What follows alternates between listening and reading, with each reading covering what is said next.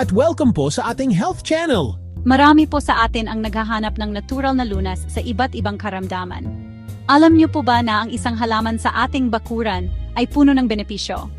Ito po ang niyog-niyogan o Chinese honeysuckle. Puno ito ng sustansya at tradisyonal na gamit. Sa video na ito, ibabahagi ko po sa inyo ang 20 benepisyo ng niyog-niyogan, mula sa pagpapalakas ng immune system hanggang sa potensyal nitong panlaban sa seryosong sakit. Kaya't samahan niyo po ako sa ating talakayan ngayon. Simulan na natin ang pagbilang sa 20 benepisyo. Chapter 1, Pampurga ng Bulat. Ang buto nito ay kinikilala ng Department of Health bilang mabisang pampurga. Chapter 2, Pampalakas ng Immune System. Mayaman sa antioxidants, tumutulong palakasin ang ating depensa. Chapter 3, Panlaban sa Impeksyon. Ang katas nito ay may antibacterial at antiviral properties. Chapter 4, Pampababa ng Lagnat. Ginagamit bilang pantapal sa noo para mapababa ang lagnat. Chapter 5, Pampaginhawa ng ubo at sipon. Nakakatulong pagaanin ang paghinga at bawasan ang plema. Chapter 6, Pampalakas ng Katawan. Sinasabing nagbibigay ito ng dagdag na enerhiya at sigla. Chapter 7, Pampababa ng Blood Sugar. May mga pag-aaral na nagpapakitang may potensyal itong mag-regulate ng blood sugar. Chapter 8, Pampalinis ng Bituka.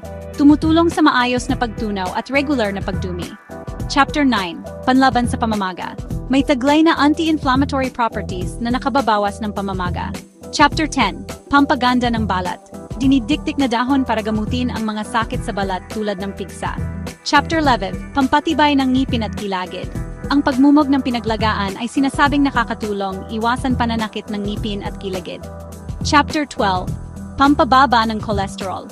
May indikasyon na tumutulong ito sa pagpapanatili ng malusog na cholesterol. Chapter 13, Pampalakas ng Puso. Sa pagtulong na mapababa ang cholesterol, nakakatulong din ito sa kalusugan ng puso. Chapter 14, Panlaban sa Sakit ng Tiyan. Ginagamit para sa kabag at diarrhea para mabawasan ang hindi komportable na pakiramdam. Chapter 15, Pampatanggal ng Amoy sa Katawan.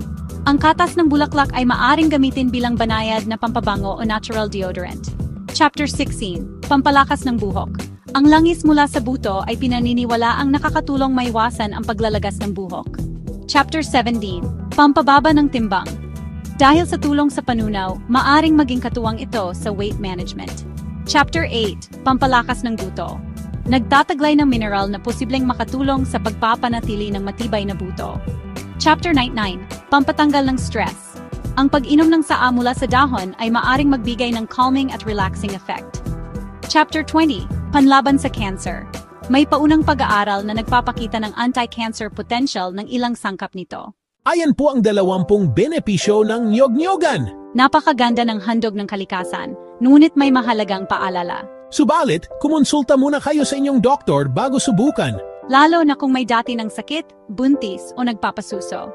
Ang layunin ng video ay magbigay impormasyon at hindi pumalit sa profesional na payo. Maging responsable sa paggamit ng anumang halamang gamot. Maraming salamat sa inyong panonood. Sana may napulot kayong aral. Kung nagustuhan nyo, i-like, i-share, at mag-subscribe para sa susunod na health tips. Huwag kalimutang mag-subscribe para lagi kayong updated.